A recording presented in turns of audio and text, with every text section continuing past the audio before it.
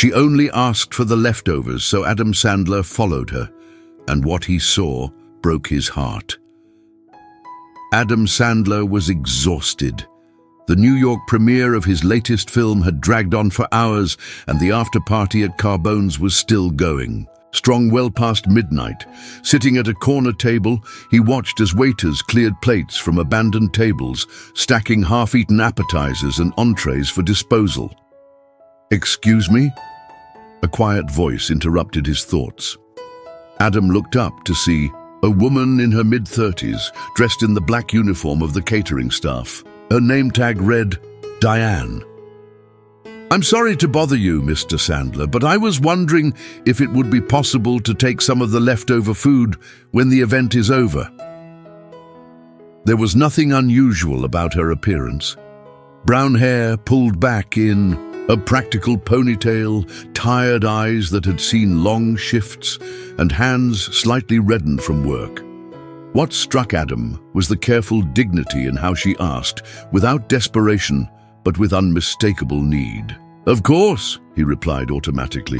"I'm not in charge here, but I don't see why not. There's so much going to waste." Relief washed over her face. "Thank you. The manager sometimes allows it, but not always. I appreciate you saying something." She slipped away before he could respond, disappearing into the kitchen. Adam returned to his conversation with his producer, but his mind kept drifting to the woman. Something about her request and the careful way she'd approached him stuck with him.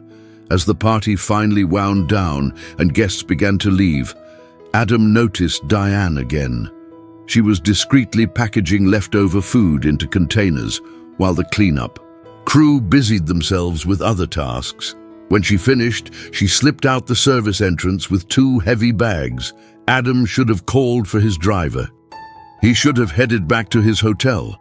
Instead, on impulse, he told his assistant he needed some air and would catch a cab later. Pulling his baseball cap low over his eyes, he followed Diane as she walked briskly through the late-night Manhattan streets. He maintained a careful distance, feeling simultaneously ridiculous and compelled. What was he doing, following a catering staff member through New York at 2 a.m.? Yet something about her deliberate movements and the careful way she cradled those bags of leftover food pulled him forward. After 15 minutes of walking and a short subway ride, Diane emerged in Queens. Adam hung back, watching as she approached a modest apartment building. But instead of going inside, she turned down an alley alongside it. Curiosity fully engaged now, Adam quietly moved closer. What he saw made him stop in his tracks. In the alley was a makeshift shelter, tarps stretched between walls, creating a small protected space. Inside, a group of people, Adam counted at least 7, were huddled together. There were 2 elderly men, a middle-aged couple, and 3 teenagers who couldn't have been older than 16. "Sorry I'm late," Diane was saying as she knelt and began unpacking the food. "The party ran longer than usual, but I managed to get quite a bit tonight." One of the teenagers hurried to help her while the others gathered around. Adam realized with sudden clarity that these people weren't random strangers. The way they interacted showed familiarity and care. This was a regular occurrence. "Is it from that movie premiere?" one of the teens asked, eyes lighting up. "The one with Adam Sandler?" "Yes," Diane smiled. "And you know what? He was really nice. He actually helped make sure I could take the leftovers." Adam stepped back into the shadows, a knot forming in his throat. He had done nothing, really, just a casual word of agreement. Yet here she was, crediting him with this small feast as she served people who clearly relied on her regular deliveries of discarded luxury. He slipped away, his heart heavy with the realization of what was happening just blocks away from where Hollywood had just spent thousands on food that would largely go to waste. Chapter 2. The Double Life. The next morning, Adam couldn't shake the image of Diane and the people in that alley. He asked his assistant to reschedule his interviews, claiming a migraine, and began making calls. By mid-afternoon, he had some answers. Diane Matthews was not homeless herself.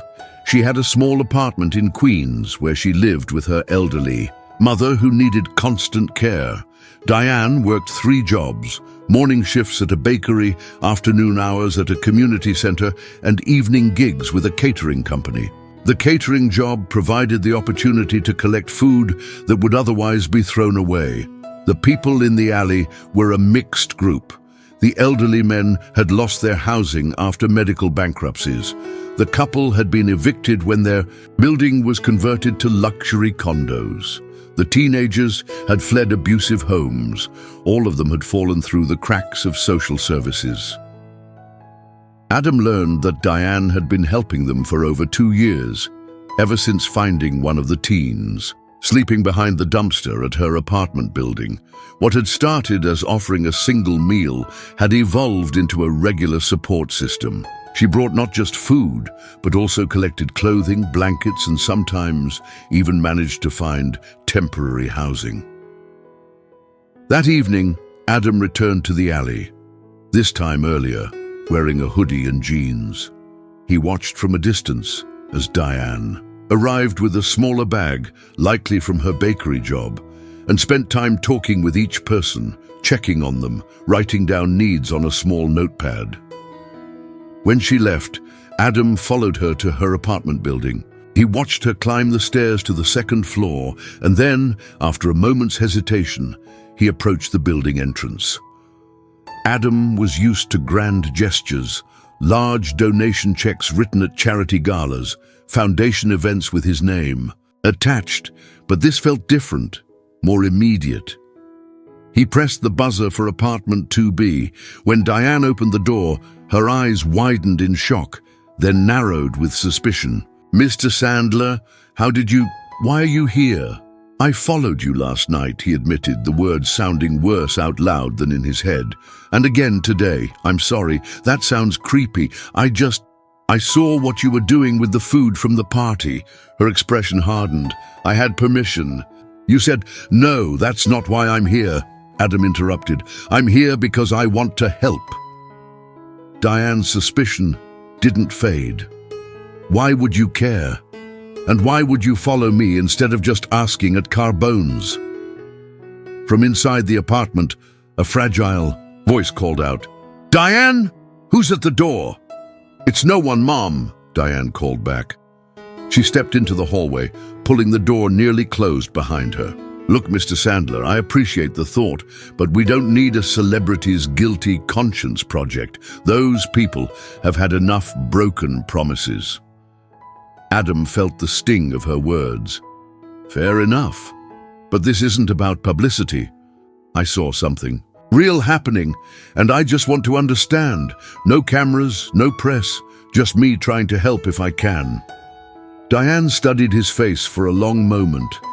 Finally, she sighed. "Come back tomorrow at 4 p.m. I finish at the community center then. We can talk." As the door closed firmly in his face, Adam realized he had been dismissed. For possibly the first time in decades, his fame and wealth had meant nothing in the face of someone who measured worth by consistent action, not words or status. Chapter 3. Beyond charity, Adam arrived at the community center at 3:45 p.m. the next day. The modest building in Queens housed multiple services: a food pantry, after-school programs, senior activities, and employment assistance. Walking through the doors, he pulled his cap lower, not wanting to cause a stir. He found Diane in a large room organizing donations of canned goods with 2 elderly volunteers. She looked up when he entered, gave a small nod of acknowledgement, and continued working for another 15 minutes before approaching him. "You actually came," she said, sounding mildly surprised. "I said I would," Adam replied. She gestured toward the exit. "There's a coffee shop around the corner. We can talk there." Once seated in a quiet corner of the nearly empty cafe, Diane got straight to the point. "What exactly are you hoping to accomplish, Mr. Sandler?" "Adam, please." He wrapped his hands around his coffee cup. And honestly, I'm not sure. I just know that what you're doing matters, and I want to understand it better. Diane seemed to measure his sincerity before responding. Those people you saw, they're not looking for handouts. They're looking for dignity and a way back. The system has failed them at every turn. Can't they go to shelters, get government assistance? Have you ever been to a shelter, Adam? They're often unsafe, overcrowded and separate families. As for assistance, there are waiting lists years long for housing vouchers.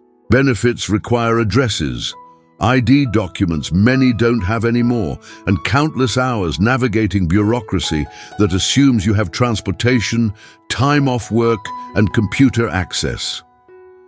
Adam listened as Diane outlined the reality of poverty in America. Not the simplified narratives of laziness or bad choices, but the complex web of circumstances, systemic barriers, and bad luck that trapped people. What about the teenagers? He asked. Foster care is overtaxed. For older teens especially, the system often does more harm than good. They're safer with our little community where people look out for each other. Your community, Adam noted, not just people you help. Diane nodded. That's the difference between charity and solidarity. I'm not saving them. We're supporting each other. When my mum needed an expensive medication last year, they pooled what little they had to help me afford it. The conversation continued as Diane explained how she'd built connections with local businesses to rescue food waste, coordinated with sympathetic social workers, and created a network of support that operated beneath the radar of official channels. Why are you telling me all this? Adam finally asked. You clearly don't trust me yet.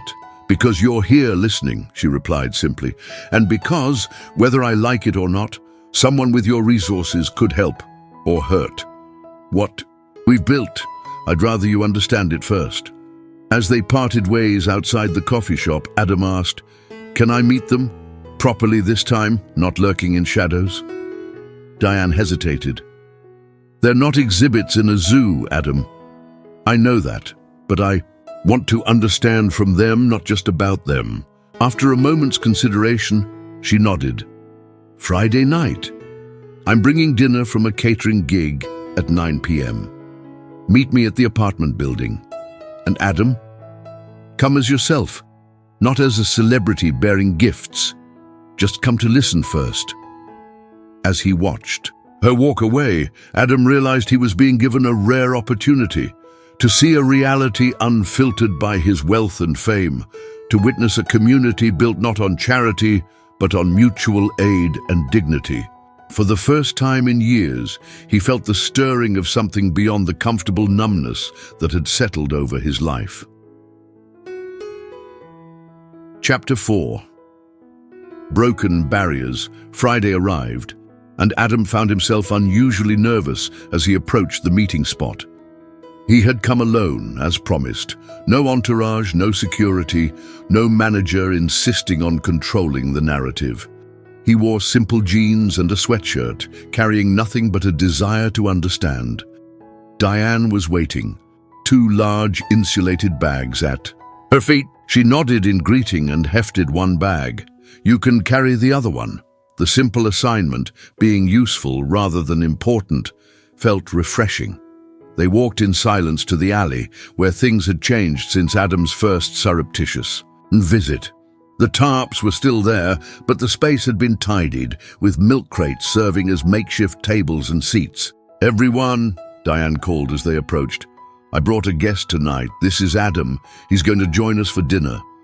The reactions ranged from surprise to suspicion to excitement, particularly from the youngest teen, who whispered loudly, That's Adam Sandler. The middle-aged woman hushed him quickly. I know who he is, Miguel, she said. But tonight he's just Adam having dinner with us, right? She looked directly at Adam, her gaze evaluating and protective. This was Rosa, Adam would learn, who had worked as a nurse's aide before a workplace injury and inadequate healthcare had begun the cascade of events leading to homelessness. Over the next 2 hours, as they shared the still warm pasta and salads, from a corporate event, Adam listened more than he spoke. He learned their names and stories: George and Walter, the elderly men who had been neighbors for 30 years before both losing their homes; Rosa and her husband Eduardo, who continued to search for work despite constant rejections; and the three teens, Miguel, Zoe, and Tyler, each with complicated backgrounds of family breakdown, system failures, and remarkable resilience. What struck Adam most was the absence of self-pity. There was frustration, yes, and righteous anger at obstacles they faced, but also determination, moments of genuine joy, and the unmistakable bonds of chosen family. "I've been trying to get Miguel here to finish his GED," Walter was saying, his arm around the teenager's shoulders. "He's smart as a whip with numbers, could be an accountant someday." "I'm trying," Miguel responded. "It's just hard to focus on algebra when you're worried about where you're sleeping." "That's why we're here," Diane reminded him gently. "So you can focus on building your future." As the evening progressed, the initial awkwardness of Adam's presence faded. He found himself drawn into their conversations, sharing stories from his own early struggles in comedy, laughing at Eduardo's surprisingly sharp wit, and eventually being roped into helping Zoe practice lines for a community theater audition. When it was time to leave, Adam realized hours had passed in what had felt like minutes. As he and Diane walked back toward the main street, he struggled to articulate the effect the evening had on him. "They're extraordinary people," he finally said. "They're ordinary people in extraordinary circumstances," Diane corrected. "That's what makes this situation so tragic and so fixable if we actually committed to it as a society." Adam stopped walking. "I want to help. Not just with money, though I can certainly provide that. But I want to understand how to help in a way that matters." Diane studied him in the dim streetlight. "Why? What makes this different from the charities you already support?" Adam considered her question carefully. "Because tonight, I wasn't Adam Sandler the celebrity. I was just a person sharing a meal with other people. I haven't felt that real in longer than I can remember." For the first time, Diane's expression softened completely. "That's a start," she said. "Come back tomorrow. We're having a meeting to figure out winter preparations. If you're serious about helping, you should be part of the planning." As they parted ways, Adam realized the heart that had broken seeing Diane's quiet mission was slowly being rebuilt, not just with compassion for others, but with a renewed sense of his own humanity beyond the bubble of fame. Chapter 5. Beyond Leftovers. 6 months later, a small storefront opened 3 blocks from where the alley shelter had been. The sign read simply, "Community Table. Pay what you can." Inside, the space was warm and welcoming, with mismatched tables and chairs, shelves of books and resources, and a kitchen where delicious aromas wafted through the dining area. Behind the counter, Rosa directed a small team of workers, including Miguel, who was now enrolled in community college courses in accounting. Walter sat at a corner table, helping a young woman fill out housing application forms, while Eduardo managed deliveries in the back. The concept was simple, but revolutionary. A community space that functioned as part restaurant, part resource center, part employment training program. Those who could pay for meals did, often adding extra to cover others. Those who couldn't pay contributed in other ways, helping in the kitchen, maintaining the space, or assisting other community members with skills they possessed. The building itself, purchased through an anonymous trust, provided housing upstairs for those transitioning back to stability, including the formerly alley-dwelling community. The operation had required careful planning to maintain dignity and agency for everyone involved, avoiding the pitfalls of both traditional charity models and exploitative solutions to homelessness. At a small desk in the back office, Diane reviewed the month's finances with a satisfied expression. The door opened, and Adam walked in carrying a stack of restaurant-grade containers. "Got these donated from that new place on Fifth Avenue," he said, setting them down. They were just going to throw them out. Perfectly good storage containers. Diane smiled. "Your dumpster diving skills have really improved. I prefer to call it resource redistribution negotiation," Adam replied with a grin. "My agent nearly had a heart attack when I insisted on adding it to my contract for the new movie, that all leftover catering had to be donated, but they agreed in the end." The past 6 months had transformed them both. For Diane, the stress, lines around her eyes had softened as Community Table provided stable employment that aligned with her values, while also offering proper care for her mother. For Adam, the polished celebrity veneer had given way to something more authentic. He looked more comfortable in his own skin, genuinely at ease in this space, far from Hollywood's spotlight. Their partnership had evolved carefully. Adam had learned to listen before offering solutions, to recognize that his money was useful but not sufficient, and that the expertise in creating lasting change came from those who had lived the experience. "The Winter Shelter Network is confirmed," Diane said, passing him a document. 7 local churches rotating to house people during the coldest months, with transportation and meals coordinated through here. Adam nodded. "And the legal clinic?" "Starts next Tuesday. 3 lawyers volunteering their time to help with housing issues, benefits applications, and immigration questions." They worked together for another hour, reviewing plans and solving problems.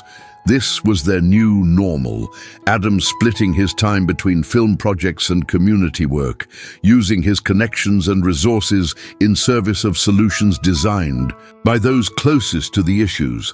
As they prepared to close for the day, the front door chimed.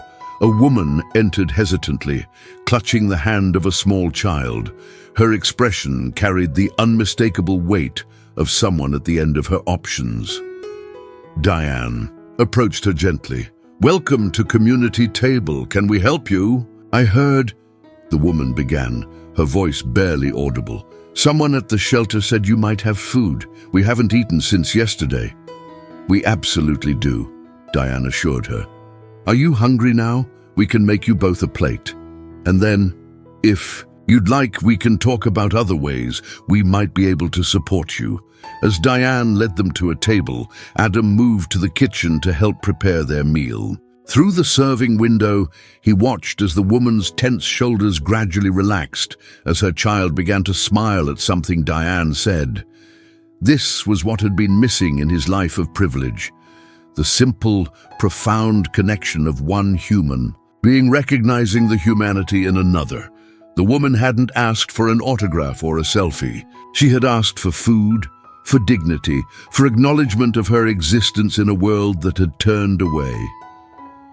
Later, as they locked up for the night, Adam reflected on the journey that had begun with leftover party food and a moment of curiosity. "No," he said to Diane. "People keep asking me why I'm doing all this, suggesting it's some kind of midlife crisis or publicity stunt." "And what do you tell them?" Diane asked. Adam smiled, thinking of the community that had welcomed him not for his fame, but simply for his willingness to show up, listen, and contribute. "I tell them I'm just finally learning what matters," he replied. And it was never the leftovers. It was what happens when we stop leaving people behind.